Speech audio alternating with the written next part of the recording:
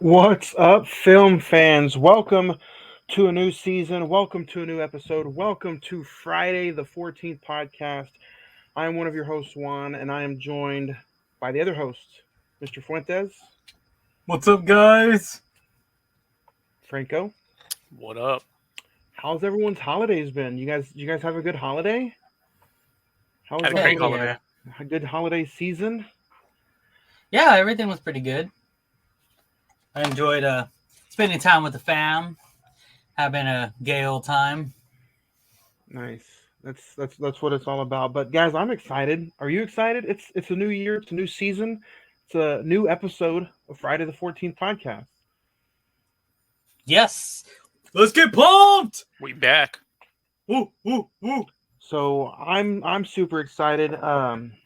It's the first time on this podcast that we've talked one of the original Friday the 13th movies, and I think it's pretty awesome that we get to do it on Friday the 13th. If you're listening to this audio version, or if you're watching us live here on Imaswa Productions YouTube channel, Thursday, Friday the 13th Eve, I guess you can say it.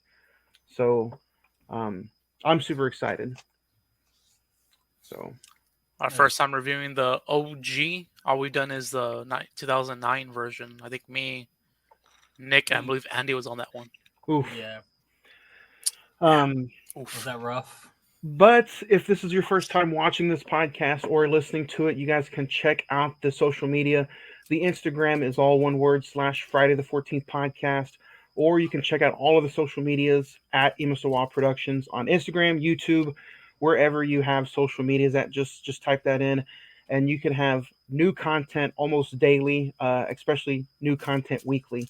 So if podcasts are your things or wrestling is your thing, check out this YouTube channel and keep following, like, subscribe, and turn on those notifications for sure. So, and you can listen to this podcast wherever you listen to podcasts, whether it be Spotify, Anchor, Podbean, iHeartRadio, Pandora, Amazon Music. Check them out. Friday the 14th podcast. Every single week, a new horror review is coming your way. So, it's going to be pretty fun. It's going to be fun, a fun way to start off these next few episodes. So, Hell yeah! we're going to get ready to get into the rating already. But we are reviewing Friday the 13th. Had a release date of May 9th, 1980. IMDb currently has it at 6.4. Rotten Tomatoes at 63%. The Metascore is at 22%. While the Google users, though, have it at 86%. So, not the ratings are kind of all over the place. With a budget of $550,000, this movie has grossed over $59 million at the box office. You can currently check it out probably at your local theater this weekend, as a lot of theaters are playing it with it being Friday the 13th weekend. So, kind of a non spoiler rating is how we kick off the show. Mr. Fuentes, I think we'll start with you. What's your rating for this Friday the 13th movie? You want to start with me? Starting with you, man. So I don't know if you've ever seen me rate things, but I normally don't rate 1980s movies very well. But surprisingly, I'm going to give this a 3.5. Nice. 3.5 out of 5. If you guys, again, if this is the first time you've checked this out, 5 machetes is the highest rating, and I believe 0.5, or do you just stop at a 1, right? 0.5, I think. 0.5. So kicking us off pretty strong, Fuentes, with a 3.5. I will surprise myself. Before we go down to you, Franco, I think I'm going to give this movie a 3. And I'll get into it a little bit later, but yeah, I'll give this movie a 3 out of 5. What about you? Here's Franco. They're setting the bar way too high for me, man. I don't like really older movies, but I'll give this one really a 3. 3. 3 machetes. 3 Danny Trejos. 3 Danny Trejos. Am I the only one that finds it suspicious as well that this movie was released on May 9th instead of May 13th on Friday the 13th? You know what? Maybe the suspicion was pretty high back then. I don't know. Maybe some bad things did happen on Friday the 13th in the 80s. Maybe. So That makes sense. currently, you can check this movie out, I believe, on Paramount Plus. Um, but if you're a physical media collector, you can go check it out. I'm pretty sure you can find it pretty cheap. A group of camp counselors trying to reopen a summer camp called Crystal Lake, which has a grim past, are stalked by a mysterious killer. Starring Betsy Palmer, Adrienne King, Janine Taylor, Robbie Morgan, Kevin Bacon, Harry Crosby, and directed by Sean S. Cunningham.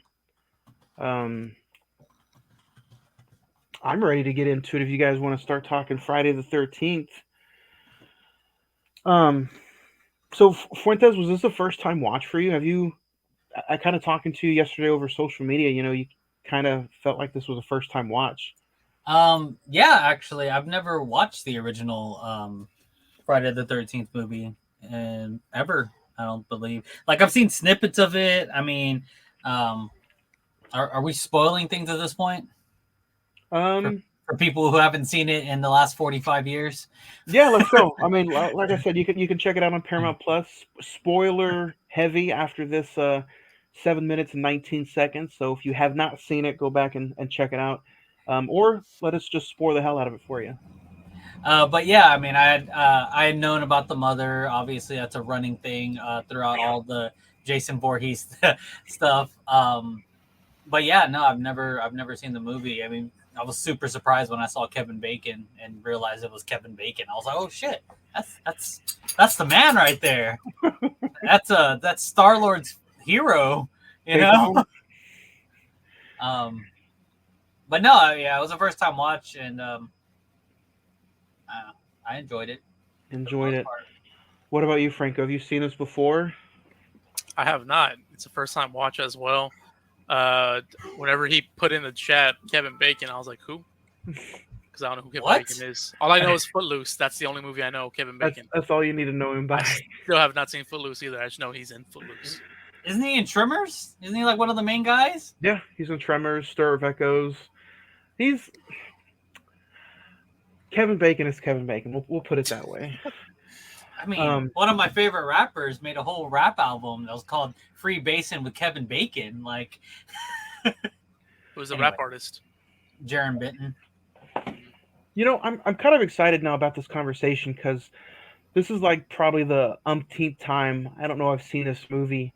I was always a huge Jason and Freddy fan, Michael Myers, but obviously going back, I felt like when I was younger, the original Friday the 13th was always a chore to watch. I'm like, in order to get to the good Friday the 13th movies, you obviously have to watch the one where the mother's involved. But watching it this time around, not thinking about Jason and thinking about it just as a horror movie, I'm like, wasn't as bad as I thought. I was not looking forward to watching this movie at all, to be honest with you guys. And I kind of thought it was a better watch this time around. So I'm kind of interested to see what you guys think about it as well. Um, yeah, no, I mean, are we just like kind of diving into the movie at this point and what we Yeah, thought? yeah, we can kind of dive all over and talk about maybe some of our best spots and some of our worst spots. What do you guys think of the camp counselors? You know, the teens who really don't matter in some of these movies. Was that cliche going into the movie for you guys? Like, did you care about any of the camp counselors? Is it cliche if they started it back in 1980?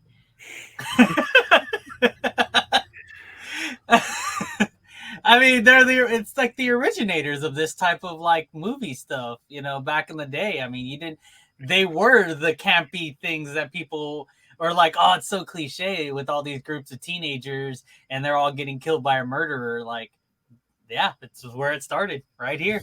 Yeah, Uh, yeah. You would have movies like that would spin off from this, like Sleepaway Camp 1, 2, and 3 and stuff. But um, yeah, I even watching it numerous times, I still never really cared about the camp counselors. No, I mean, the only thing I was just like, dude, whoever played Alice was really hot. That was pretty much it. I was like, you know what I thought was actually really interesting was like it started off this movie and it gave a your beginning perspective of one of the camp counselors coming into the city and her kind of like When she got asking people where where's the camp at, all happy capper literally. She was going to be one of the counselors there and everything, and everyone was talking about the oh, don't go to camp, don't, oh, you mean Camp Blood, oh, you mean Camp Blood, yeah, you don't want to go there, and everyone is telling her like, don't go over there, don't go over there. And then not even like that much into the movie, she gets killed off. And I'm like, how are you like, I've never really watched a movie that it's almost like this was a character introduction. And it was just like, oh, this was not a character introduction at all. This was a location introduction about Camp Crystal Lake and its history and everything. They just used the character as a caveat to kind of show that this camp is like a really bad place. And it was kind of like it was one of the I haven't really seen that in movies lately, so that's one of the things that caught my attention. I was like, oh wow, that was really cool. Like I actually haven't seen that in much movies. That was one of the, at least for me, one of the things that I caught that I thought was really cool, and don't know why that's not used more. What about you, Franco? What do you think of the whole camp counselors? And you said you're not big into like some older horror movies or older movies in general. What made this one kind of maybe stick out a little bit differently? If to me, a 3 is a pretty decent rating, so it felt like this one stuck out a little bit more for you. Going into it, I thought I was gonna give it like a 2, but the things that made it more interesting were probably just the kills, honestly. Just for the time, 1980 at the time and everything, I thought it looked pretty good. The counselors I really didn't care for, except the one at the beginning. Like that's the only one I care about. I was like, oh look, she likes the dog. The dog was cool at the beginning, but yeah, that's probably the only one I cared for was the beginning one. This movie is also pretty much used as far as like this is. I know we're gonna get into a segment later on called Legacy, but I really didn't mean to spin into it this soon. This is almost like the Legacy movie when, you know, it's brought up in like Scream and some other horror movies that, Jason's mom, the original killer in Friday the 13th. Um, I almost kind of forget that, or I almost kind of feel like maybe Jason's name shouldn't even be brought up at all in this movie because he's only brought up like a few times, and then at the very end, you kind of see a glimpse of him. But I almost feel like this movie is way better if his name's not even really mentioned at all in the movie. Like I said earlier, it just feels like a good suspense, like slasher film. What do you guys think of Crazy Ralph? He's a character that's kind of in a few Friday the 13th movies. I think both outside of Jason, he's the only character who's in like 3 or 4 movies, or maybe even just 2 or 3. But what do you guys think of a Crazy Ralph going around and warning everybody? I thought he was gonna die. Whenever he was at the Camp Crystal Lake and everything, the cop came by, asking around for him, and then cop leaves. The bike was like right there. I was like, no one pointed out the bike. No one saw the bike. He comes out like, okay, I'm leaving, whatever, and then gets on his bike. I'm like, no one saw his bike at all. Yeah.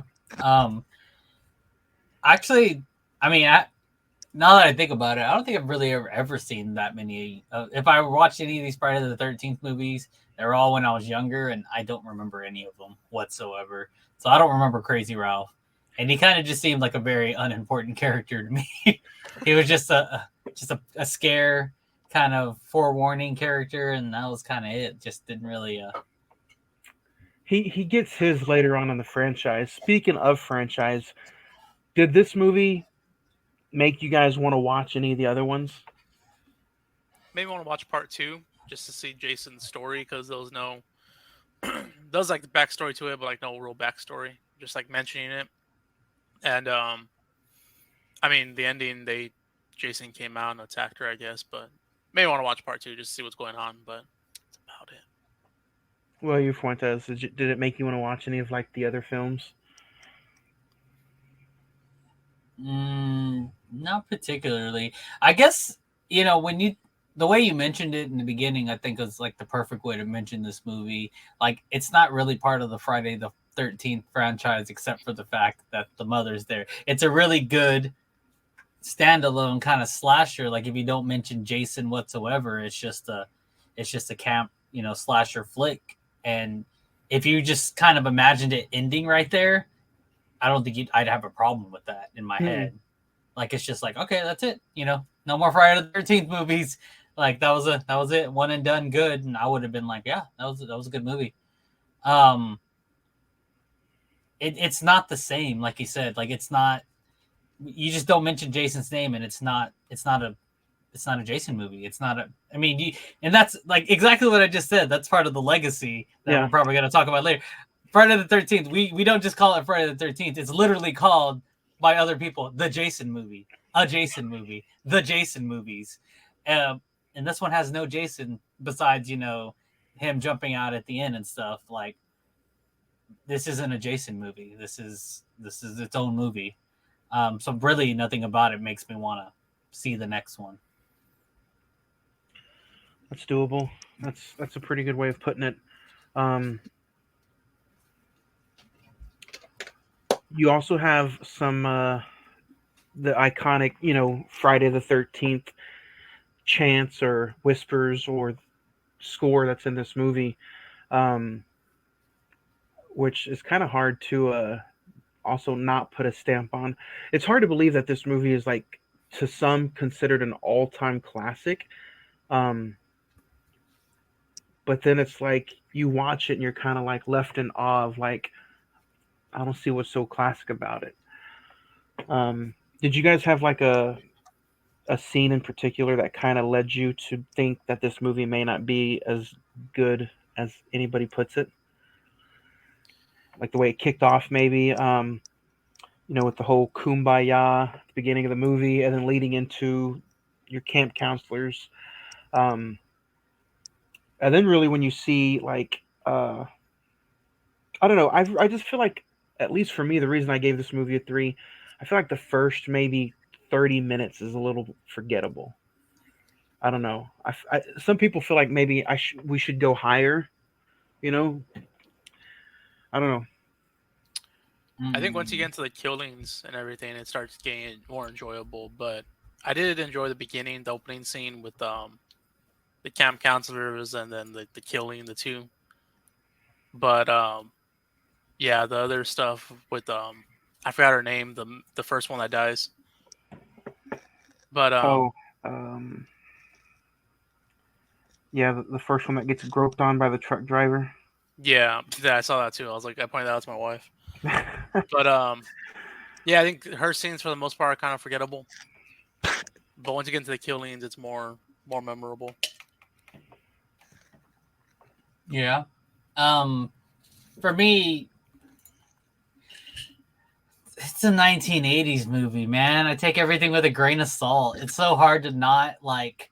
It's so hard to like be like so hard on them back in the day. Like, they were still in this old format. Like, that was a time frame where George Lucas got banned from the freaking movie film academy for not putting the credits at the beginning of his movie.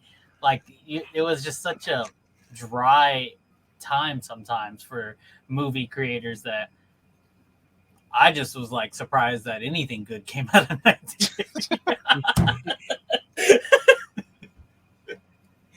um, It's just so hard to think that this movie, with a psycho-like mother going on a killing spree, bloomed a franchise that would spawn over 11 movies. Uh, One of the most notorious, notable movie characters of all time, one of the most biggest movie scores of all time, or even the just the chant, the like, it's so hard to believe that all this was birthed after this movie that we're talking about right now. The that funny thing is that, sorry, I was watching some documentary about it earlier, and that they weren't even going to go with the Jason route. They were going to have it end with her in the boat, and that's it. Like end credits and everything. But I forgot who it was. Told them they needed more, and they told him throw Jason in there, and that's pretty much what spawned all the rest of the franchise, the rest of the movies. The fact that I think Tom Savini is his name. Yeah, Tom Savini. Did that. I mean, he made the Jason look gory and everything. Like the way it looked, it was look badass. It's like that pretty much spawned the rest of the movies, the rest of the franchise. Keep it going. I Yeah, think part of my notes over here, I thought it was crazy, like literally the first minute and a half you're into this movie, um, you get the iconic, and I was like, man, like literally just starting this movie, that one little thing would literally last an entire franchise. Like that's his calling card, basically, is that sound. And I was like, man, they might have not been the best at everything because I mean I agree with y'all for the most part. Like I agree with you, one. I mean, like I said, um, I take everything with a grain of salt from 1980, but I agree that the first 30 minutes are pretty like it's an introduction. That's what they're trying to do, trying to introduce you to the characters and all that stuff, and so you kind of get to know them, and then the craziness starts. And um, but just to think that that little seed like that little gem of that sound lasted till now, like 50, what is it, 40 years later. oh yeah, and I'm sure with the news of the A24 Peacock show, I'm sure that little chant is still going to probably be in somewhere in that show too. So, and you mentioned that like a calling card. I want to kind of skip ahead and talk about the introduction of Mrs. Voorhees, played by Betsy Palmer. Because again, I don't think a lot of people talk about Betsy Palmer or Mrs. Voorhees as a killer. Maybe like people talk about Norman Bates in Psycho or Michael Myers. So I want to talk about her just a little bit because I think it's so interesting that you see not only is she a psycho mom, but she's crazy. She's a lunatic. She talks to herself. She's kill her, kill her for me. Um, just the She's way that she's portrayed at the end of the movie, it makes you think and makes you see that hey, she's psycho. She's got maybe some PTSD of who at this point she thinks her son is dead. Um, come to find out, we know that he's really not. But what did you guys think of seeing her act like that? Because I didn't get it until just when I talked about it a few years ago on my show that like she is legit, playing a crazy woman. What did you guys think of Betsy Palmer as Miss Voorhees? I think she thought she did awesome. Whenever, like, I was kind of confused, but I get it, kind of confused whenever she first revealed herself, because, well, one, you already know because it's a 40-year-old movie that she's a murderer. I'm trying to imagine it as if I didn't know, but I don't know. I already knew. It was too hard to not know that you already knew. Um, why reveal yourself then? You killed everyone else in secret, and then all of a sudden you're just gonna reveal yourself. But then I thought about it more because she was like kind of talking nicely and stuff like that. Um, Almost like a reverse Norman Bates. Instead of the mom being the son, the mom, or the son being the mom was the son, and maybe she switched to the son, who was in her head a vengeful spirit Yep. for these people, so maybe she's not a killer, just like Norman Bates isn't a killer. His mom's the killer. He's not a killer. She's not the killer. Her son's the killer. Um, and the way she like portrayed it, and even the way they like did the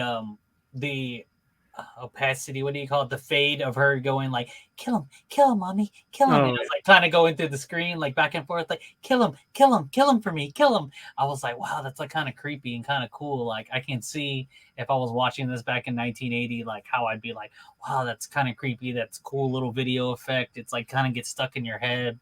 um yeah, I think she did a great job, portraying a crazy person. Yeah, I enjoyed her doing a good job as well. She did act real crazy. You guys think she gets lost in translation when talking about some of your famous movie slashers? Obviously, the character gets overshadowed by 20,000 Jason movies that follow. Um, but a character like this, I think, should probably be. It would be nice to maybe see her on some more merchandise. Like a Mrs. Voorhees jacket or something, or like a Mrs. Voorhees bobblehead instead of just always a Jason Voorhees bobblehead. I don't know. They Something that should I have think I think it's a character that gets lost in translation a lot. they should have done that for like the 40th anniversary 2 years ago or 3 years ago. Yeah. Yeah, I don't know. I don't really think about that, but I mean, now that you bring it up, she is a woman in horror that does get forgotten about. Maybe Mr. Fuentes, you should pay homage to her, like how you pay homage to Jason, and make a Mrs. Voorhees mask. She doesn't have a mask. Maybe make her a mask of her face and wear her on stage.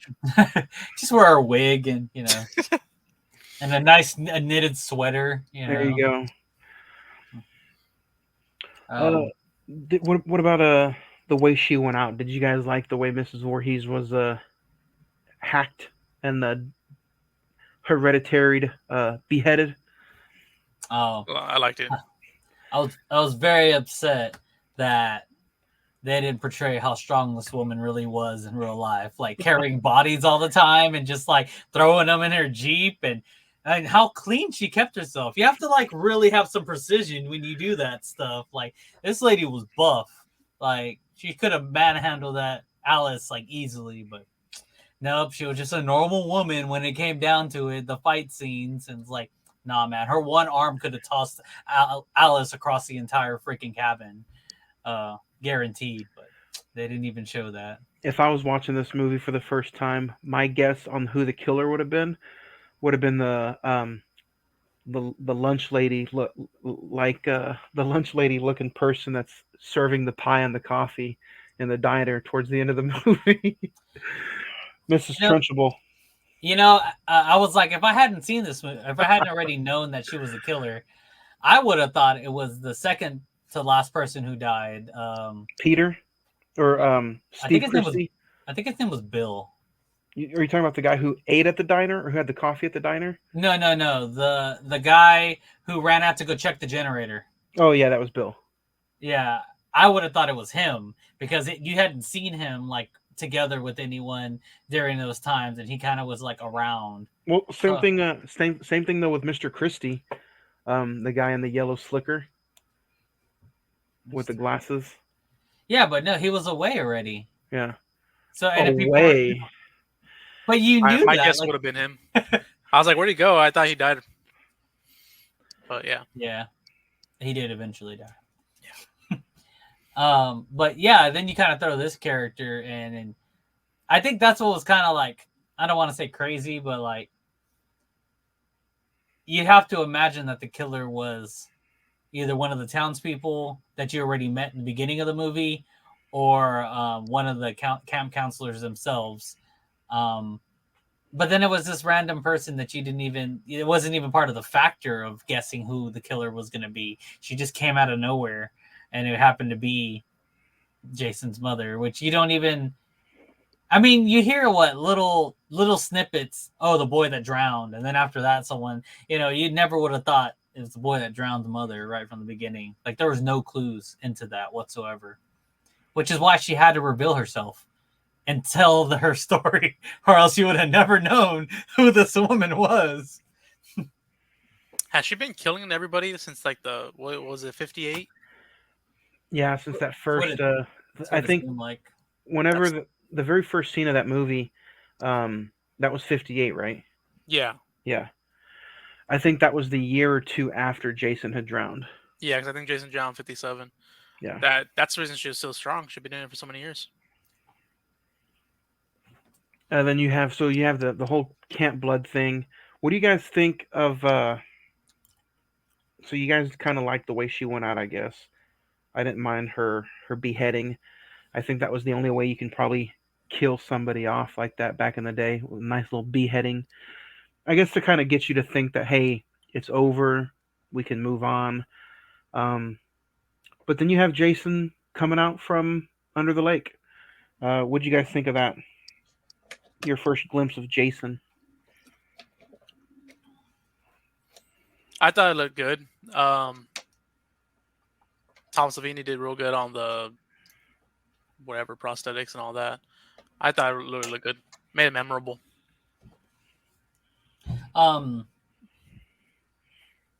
It was definitely surprising.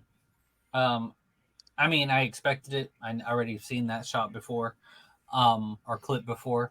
But if you were thinking like everything was good and everything's done and everything was going to end happy, and everything looked like it was about to end that way, and then all of a sudden, just like, whoa, where did that come from? That was really cool. I don't know many horror movies before 1980. So I don't know how they ended, but I'm sure a lot of them ended with the good guy winning and it being the exact scenario. The music's all happy, everyone's getting saved, everything's happy, and that's the end of the movie. So I'm also wondering if this is the first time that a surprise like that happened, and it was, or one of the first times that happened. It's just like, oh crap, it didn't end exactly how I thought it was going to. Usually back in the 70s and 80s, you have the horror movies that like have the kind of cheesy, we know how it's going to end, but then there's always the one last scare at the end of the movie. And Okay. that would be the Jason's one last jump out. The movies that follow, like part 2, part 3, they start with the way the previous movie ended. So it starts with a recap. If you guys have not seen any of the other Friday the 13th movies, so it kind of, you'll see if you've watched part 2, you'll see the end of 1 and then part 2. Yeah, I seen part 2 actually recently for some reason. Did you guys have a But favorite camp counselor? oh, Kevin Bacon was yours, wasn't it, Fuentes? oh yeah, no, Alice, man. I was like, wow, that girl is so hot. And then I looked her up and I was like, man, you know what? You're 63, but what's up, girl? What's up? Did you have a favorite camp counselor, Franco? I do not know the names. Which one's Alice? How did she die? Alice is the one who was at the end of the movie that got taken out of the boat. The one that didn't die. Okay, no. The one that died with the axe. Oh, Marcy? Marcy. Yeah. I didn't even know if that was her name. I just guessed. I would have to say, I'd probably have to say Marcy. Marcy was pretty fun. Let's talk about the one of the deaths that stand out from the famous Mr. Kevin Bacon, the arrow through the throat, which looking back at was a fun kill and a good way of using the prosthetics. But if you're watching it today in HD, you can definitely tell what was the makeup and what wasn't. Did you guys see the big difference, or were you still kind of just amazed how the prosthetics looked that it didn't matter? I was amazed. I squint my eyes at the kill scenes just so I don't see all the prosthetics. See, VHS you could probably get away with, maybe even watching this on DVD, but I actually rented it on YouTube on standard for and the highest quality it gave on standard was 480. Oh, so you probably maybe didn't even really notice them. Yeah, huh? I didn't notice it. Yeah. I saw it on Paramount Plus. I saw it on Paramount Plus. Unlike Nick, I'm not going to pull a Blu-ray out of my crotch hole and show it to you, but I checked it out on Blu-ray, and yeah, you could definitely see some of the prosthetics that were just a little there. You know what? Friday the 13th, 1980. Would you guys ever pick it up and watch it again? Or was it a 3 rating? Like, 3's good, but I have no need to watch it again. I'd watch it, but like it'll be like maybe for like a full binge of the whole series, probably.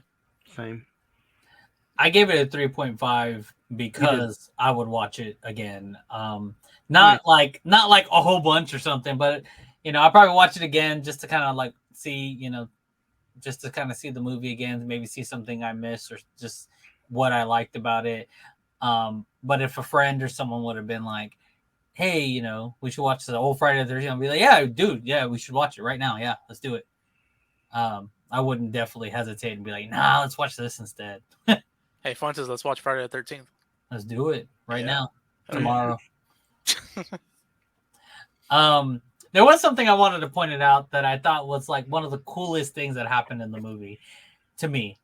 So you get this like first person view, or that's what you call it, right? First person view, when you don't see who it is, but you can see what they're seeing. The point of view. Yeah. So you get this throughout the movie. You get it in the beginning, with the first kill. You get it like whenever you see someone sneaking, like watching through the woods and stuff like that. Like you get a lot of that throughout this movie. What I thought was the coolest scene in the entire movie was whenever Bill was in the generating room and they gave you that effect like someone was watching him from behind and it looked like it was creeping up on him, but then he turned around completely and nobody was there. And they used the camera angle to trick you, to give you suspense, to make you think that someone was there and nobody was there. And I was like, wow, that was really fucking cool. Like, that they prepped you for that one. I mean, not that they did it on purpose. I don't know. I mean, sure they did it on purpose eventually, but Right. like it was just so cool that you got prepped to thinking, oh, somebody's watching him. Oh God, Bill's about to get it. That's it for Bill. Someone's right behind him, and then he turns around and nobody was there. And they even like kind of pan the camera a little bit, and you can see that nobody's there watching him.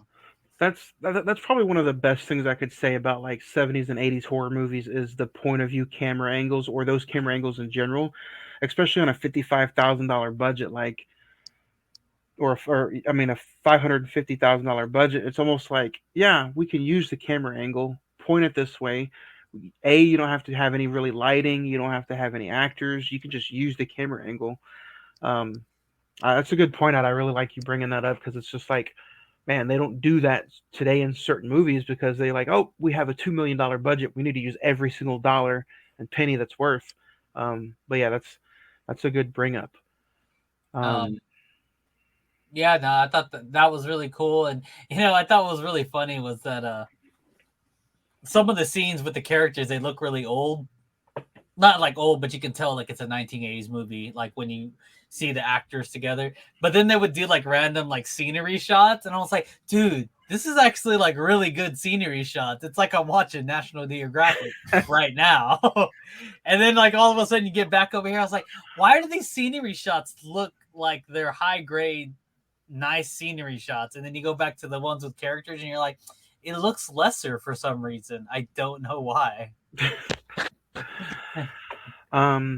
So this is kind of a new segment that everybody kind of agreed on for this show going forward. And what better way to talk about legacy than with Friday the 13th? Friday the 13th has numerous legacy characters and legacy shots. Let's talk about Friday the 13th legacy with not only Jason Voorhees but Mrs. Voorhees and just the iconic hockey mask. You guys talked about the 2009 reboot a few years ago. When you think of legacy with Friday the 13th, obviously it's Jason Voorhees, but what else might come to mind when you think of Friday the 13th? Giant machete. Camp counselors. Camp counselors. Hot weather.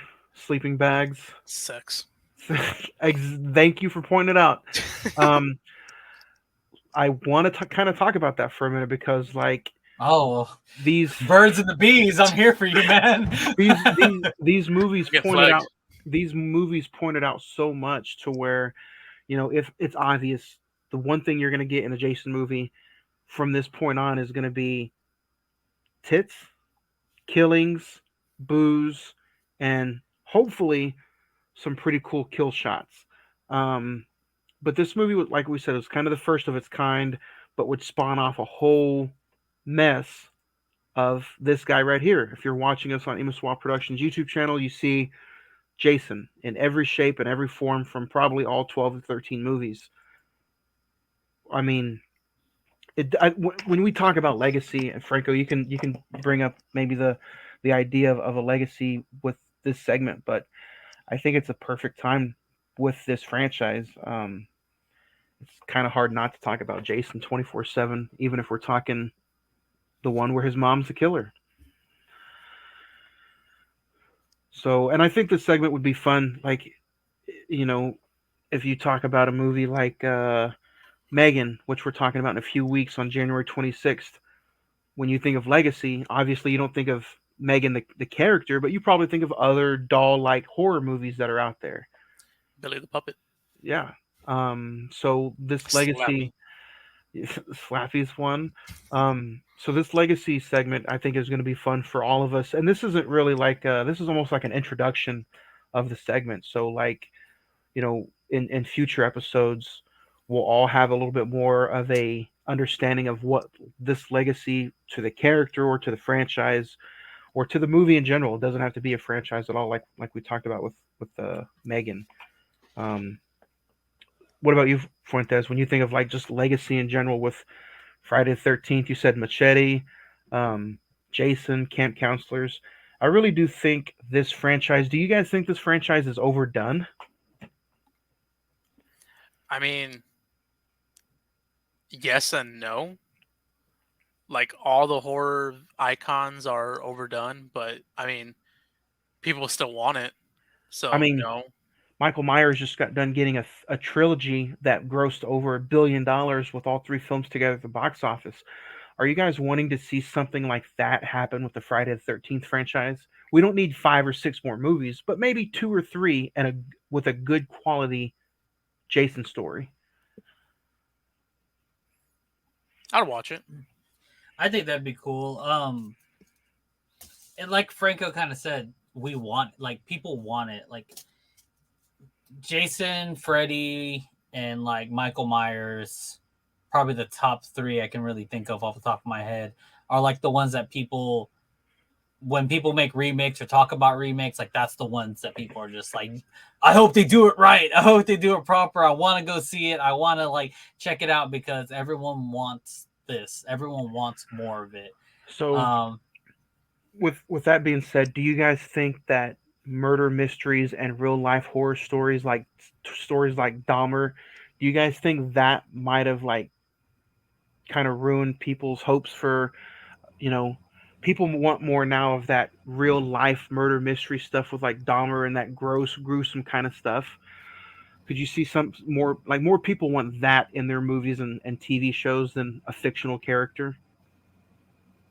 you're always gonna have. It's just like in music. Like you're always gonna have something that's gonna dominate more than something else, especially older stuff.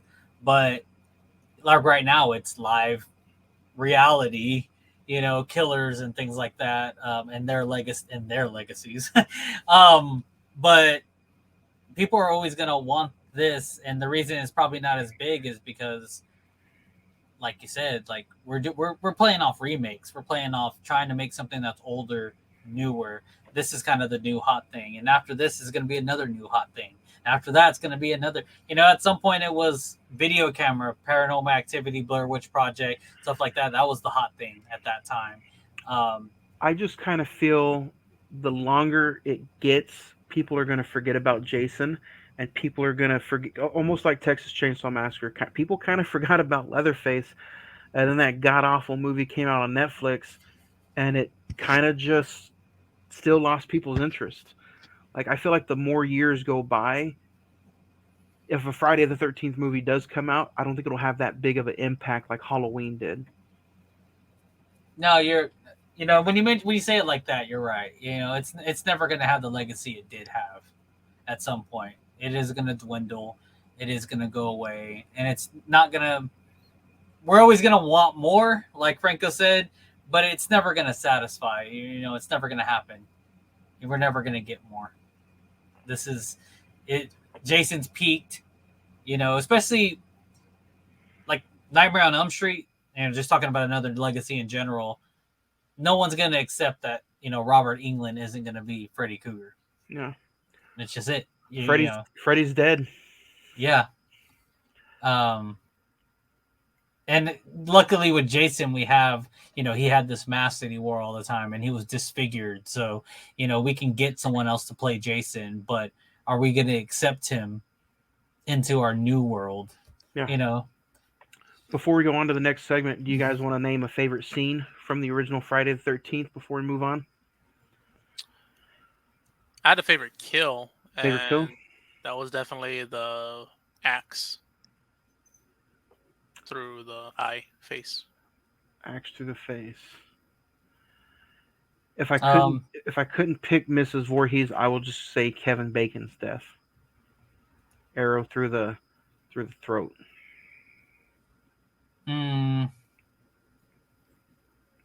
Favorite kill would probably also be the same, arrow through the throat. But my favorite scene is always not always, but it's gonna definitely be that generator scene, just because I was so ready that he was gonna have to get whacked, and it's not what happened, and it totally threw me off, and I was impressed because it got me.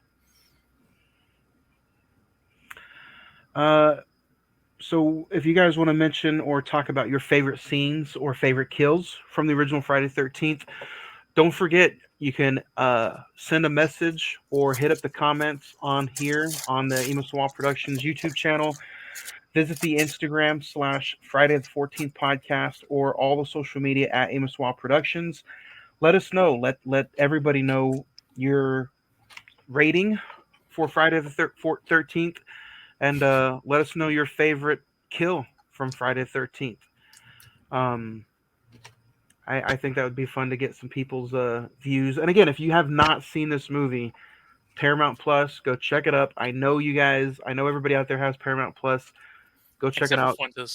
Except for Fuentes. He's probably, man, you're missing out, man. Yellowstone, everything is on Paramount Plus now. Nickelodeon shows, come on, man. I'm sorry, man. I mean, I got out of the cable bill game for what? To pay my cable bill again? $60 a month? No. I'm not doing it. You're not gonna make me. So taglines is kind of reamped this time. Used to we would go through and kind of say or make up some taglines for this movie, but this is going to be a little bit different. Now it's almost kind of like a game show. The last few minutes of this podcast is almost going to be like a game show. Fuentes and Franco, you guys have 15 this is Friday the 14th podcast. I'm sorry. You have 14 seconds to say and blurt out as many taglines as possible for this movie. Who wants to go first, or do I pick who goes first? I'll go first. All right. The tagline for this movie, though, is they were warned, they are doomed, and on Friday the 13th, nothing will save them. That's the original tagline. All right. So long. So you're gonna have 14 seconds, Franco. Are you ready? I'm ready. All right. So the 14 seconds starts. Go. Halloween ripoff. Camp Blood. Jason Voorhees is not the killer in this one. 4 seconds left. That's all I got.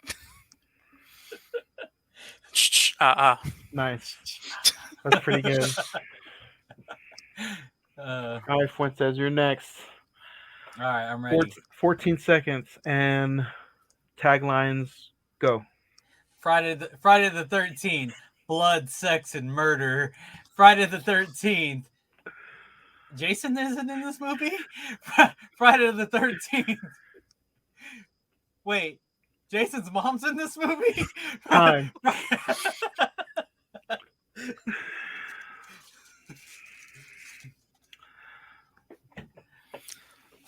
All right, we can't have all the fun, so I'll be the countdown one. Okay. We'll go. Let me go to my clock real quick. Hold up. Clock. There you go. All right, ready? Ready. And go. Friday the 13th, Mommy Knows Best. Friday the 13th, I have a splitting headache. Friday the 13th, my throat hurts. 4 seconds. And Friday the 13th, Only a Face a Mother Can Love. And time. Those are some good taglines. Oh, I forgot why is Alice so hot, but whatever. Can I go down Alice's wonder hole? Okay, we're done. Cancel. Show's canceled. Show's over forever. Canceled after episode 1 of season 5. We did better than I thought. Before we kind of close out, guys, I want to say I'm proud. I want to say thank you for bringing me on for another season, and for a new road through this journey of horror movies. Um, I'll start with you, Franco. What are you most looking forward to for a new season of Friday the 14th? Being more active all across social media. Trying to get out there more for Friday the 14th. Me and Fuentes did talk about possibly doing. If y'all follow me from Wrestling Tacos, y'all follow the entire YouTube page and everything. Y'all know we do Ultimate Wrestling Unpacking. It's our style of interviews, and I do eventually want to start doing it, crossing over from wrestling into horror actors, and maybe opening up some horror packs. Like I found some Friday the 13th. Jason Goes to Hell trading cards in San Antonio, like Nice. a couple months ago.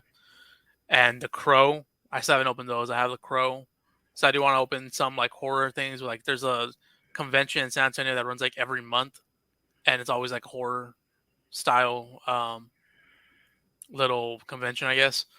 And they always have some good horror actors and all that from like the old movies and whatnot. So I do want to eventually do that, interviews like that with different people. So Hell yeah. Fuentes, what are you most excited for about season 5 of Friday the 14th podcast? Watching more horror movies, man. That's what this is all about. Like, I've always loved horror movies, and I'm now we're gonna be doing one once a week. So like Every week. exactly. Every week we're gonna be doing one of these. So I'm just like, wow, I'm gonna have to watch a lot of horror movies. But at the same time, like, I'm excited. Like I love this genre. I love this brand, of movie, and I'm really excited to find my next like 5 rating movie that's going to be like, wow, that really blew my mind. And then I'm also excited just to be back with y'all. I kind of dropped off of the other Friday the 14th, I think in October or something like that. So it's nice to be back talking about horror and being with y'all guys and having some good laughs. So the rest of the month, next Wednesday, January the 19th on Peacock, you can check it out. We're going to review Sick, and it hits Peacock tomorrow, actually, I believe, on Friday the 13th. So that's what we're reviewing next Thursday. And then Thursday, January 26th, we are going to be talking about Megan, which is currently in theaters. So go check that out as we review and talk about Megan. But next week is Sick, Thursday, January the 19th. And then starting in February, we go back to Wednesdays. So, but for next week, are you guys excited for Sick? wait, hold up. Oh. What are you most looking forward for the new season, Juan? What am I looking forward to?